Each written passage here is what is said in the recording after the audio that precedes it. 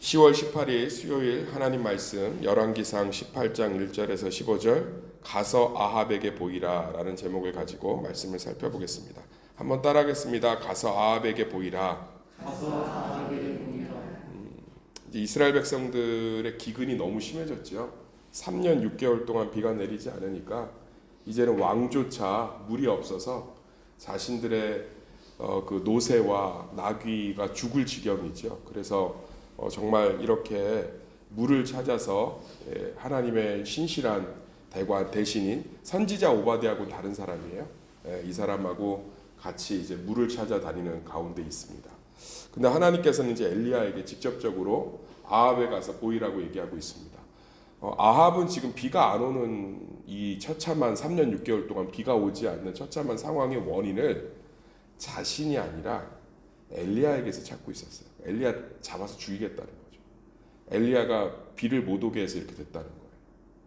우리 삶도 마찬가지예요. 우리는 하나님께 문제를 해결해 달라고 간절히 기도하는데 실제로 하나님이 문제를 해결하지 않는 게 아니고요. 나를 바꾸고 계신 거예요. 아합이 뭘 깨달아야 되냐면 지금 내가 회개해야 이 비가 오는 거거든요. 아합이 바알을 버리고 아세라를 버리고 이스라엘의 참 주인은 하나님이시다 이 고백하면 비를 내리시겠다고 했잖아요. 근데 아합은 여전히 비가 오지 않아서 자신의 노새마저 죽어야 되는 이 처참한 상황의 원인이 하나님이라고 생각하는 거예요. 그러니까 이게 왜 아합이 이렇게 멍청할까 바보스러울까? 저는 말씀을 묵상하면 항상 자기에게 적용해야 되는데 저도 똑같아요. 어떤 문제의 원인이 있으면 사실은 푸념식으로 자기 탓을 할 뿐이지 실제로 근본적으로는 그 문제 자체에 함몰되어 있는 경우가 많습니다. 그런데 사실 들여다보면 하나님께서 그 문제를 통해서 나를 다루어 가고 계신 거죠. 왜냐하면 우리를 사랑하시고 눈동자같이 보호하시며 졸지도 않고 쉬지도 않으신 하나님께서 나를 위해 십자가에 죽을 만큼 사랑하셨잖아요.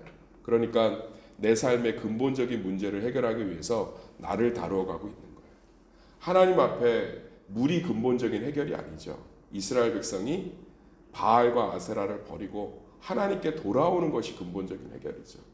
그래서 항상 우리는 어떠한 일들 가운데 기도를 했는데 내 의지로 기도하지 않고 내 공로로 기도하지 않고 예수님의 공로로 기도했잖아요. 그러면 기도를 어떤 공덕이나 어떤 신께 도달하는 에너지나 어떤 무언가를 쌓아가는 과정이라고 생각하지 않으셨으면 좋겠어요. 그건 세상 종교의 기도고요. 여기 나중에 이제 그 갈멜산 전투도 나오지만 바알과 아세라 선지자 850명은요. 막 몸에 피를 내고 하루 종일 기도하잖아요. 그들은 기도가 정성이라고 생각하는 거예요. 근데 엘리야 딱 한마디 하거든요. 그리고 뒤에서 막 조롱해요. 더 간절히 기도해야 듣지 않겠니? 근데 엘리야는 딱 한마디 기도한다고요. 여호와여 불을 내려 주소서. 그러니까 우리는 우리의 작은 신음도 하나님은 예수 그리스도의 공로로 인해 들으시는 줄 믿습니다. 한 가지만 질문할게 한번 생각해 보세요. 자녀의 간구와 부탁을 공로로 들으십니까? 제가 다시 질문할게요. 자녀의 간구를 자녀의 공로와 노력의 기준으로 들으십니까? 엄마 배가 아픈데 병원에 좀 데려가 주세요라는 얘기를 네가 아직 정성이 부족하다. 최소한 2주 이상은 나한테 간구해야지. 그런 부모는 한 명도 없습니다.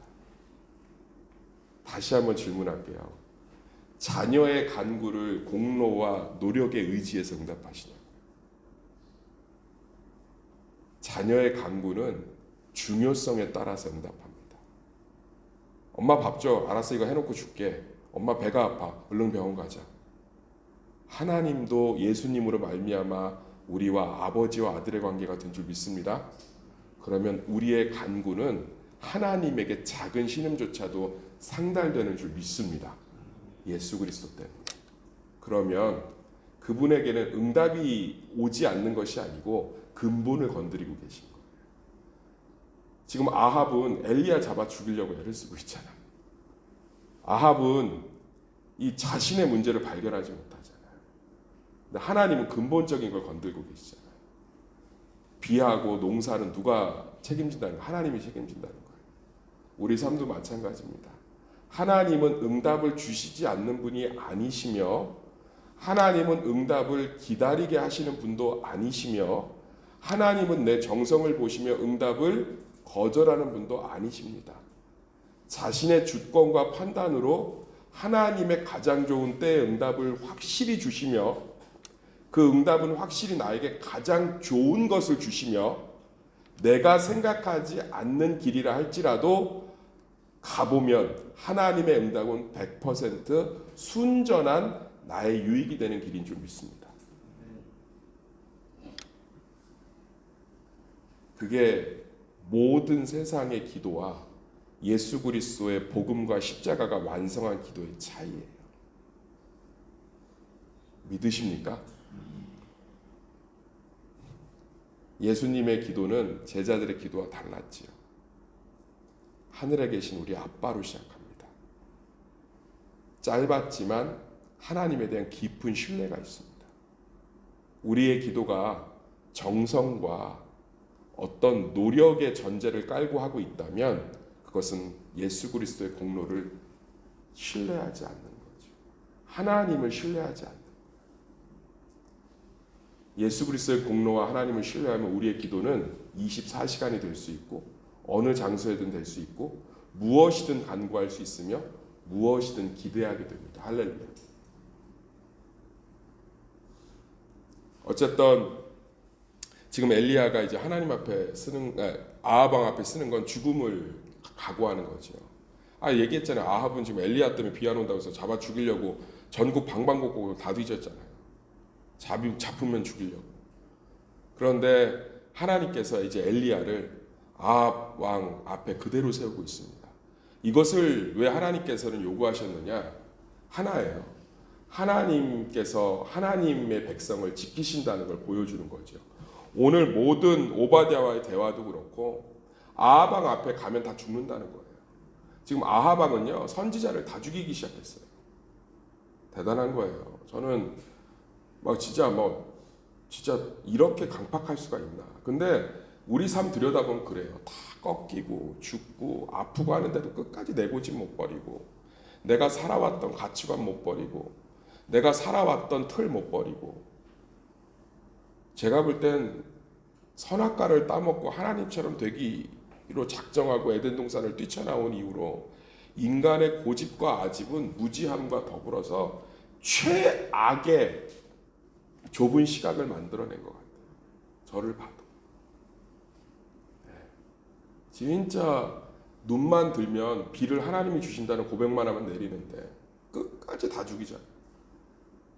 그런데 하나님께서는 마지막 남은 선지자 엘리야를 보내면서 엘리야마저 죽음의 사지로 내모는 것 같지만 실제로는 엘리야도 오바댜도 또 이 물이 없어서 죽어가는 선지자들 100명도 오바댜를 통해서 하나님은 다 살리신 줄 믿습니다.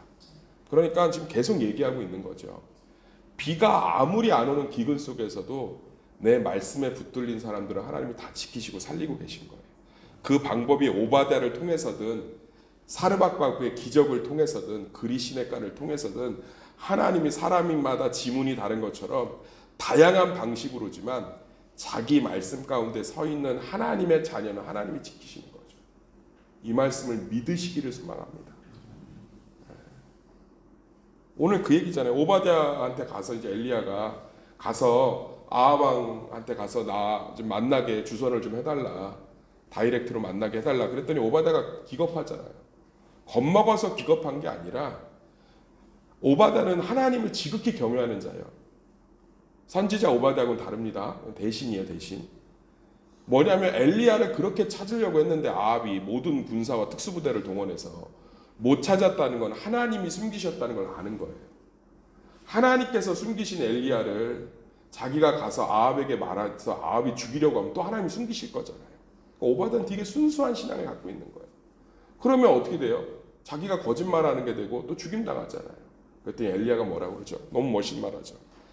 내가 섬기는 만군의 여호와께서 살아계심을 두고 맹세하노니 내가 오늘 아합에게 보리라. 걱정하지 마라. 하나님 살아계신다. 이게 하나님 뜻이다. 그러니까 지금 오바다도 그렇고 엘리야도 그렇고 다 겉으로 보면 죽는 기기예요. 아합이 죽이려고 혈안이 돼서 3년을 찾았는데 가면 안 죽이겠어요. 오바다는 엘리야를 중재했다고 그러면 자기가 선지자들 숨겨준 거 다 들통나서 죽이겠죠. 너 내통하고 있었구나 이놈. 너 3년 동안 나 뒤에서 속이고 있었네. 근데요, 이 두 사람 다 어디서 위로를 얻는지 아세요? 엘리야도 하나님이 가라고 하니까 가고 내가 너 지키리라 그 말 믿는 거예요. 오바댜도 마찬가지죠. 살아계신 만군의 여호와 이름으로 약속하노니 내가 그 앞에 설 거다. 너 안 죽는다. 우리는 우리 삶의 참된 위로를 어디서 찾으십니까? 하나님의 살아계심입니까? 아니면 내가 의지하는 것들입니까? 기도하겠습니다. 이 말이 위로가 안 되잖아요. 사실 우리 안에 다들 영적인 패배감이 있는 거죠.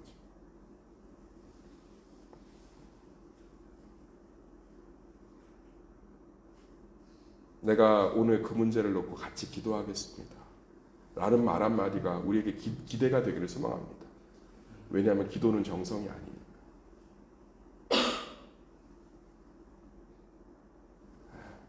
작은 신음에도 응답하십니다.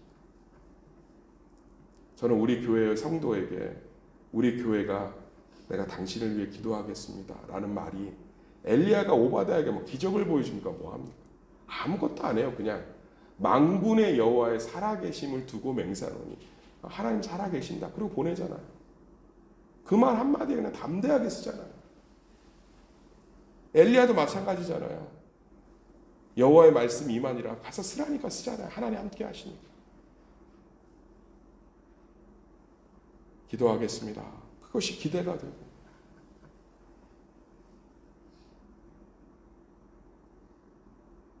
기도를 했는데 우리는 기도가 정성이니까 노력이니까 부족해서 응답도 안 되고 내가 원하는 만큼의 응답도 없고 내가 원하는 방식도 아니고 근데 한번 정말 복음적인 관점으로 한번 바라보세요.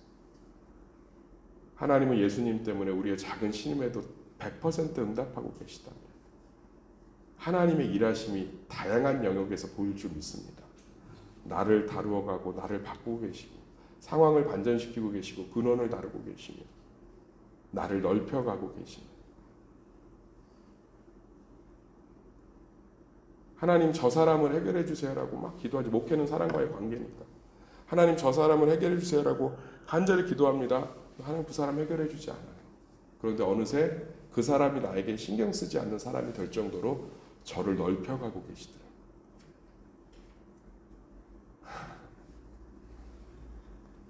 하나님 그 문제를 도울 자를 보내주세요. 안 보내주세요. 그런데 그 문제가 나를 건들 수 없다라는 사실을 경험케 함으로 말미암아 문제가 나를 잠식하지 못하게 담대하게 만드시더라고요. 그러면 우리는 하나님의 이름으로 엘리야가 오바댜에게 했던 것처럼 기도하겠다는 말 한마디가 세상의 그 어떤 위로보다도 확실한 보증수표가 되는 줄 믿습니다. 제가 오늘 새벽에 지금 노예 수련회 중인데 우리 사랑하는 새벽 성도들 위해서 잊지 않고 기도하고 있습니다. 믿으십니까? 하나님 살아계신 줄 믿습니다. 오늘 이 아침에 하나님께 내려놓는 모든 기도가 우리의 정성이 아니라 예수 그리스도의 공로로 말미암아 하나님께 다 들림 바 되는 줄 믿습니다. 그것을 통해서 날마다 은혜와 사랑과 확신과 위로를 경험하시는 우리 새벽 성도들 되기를 예수의 이름으로 축원합니다.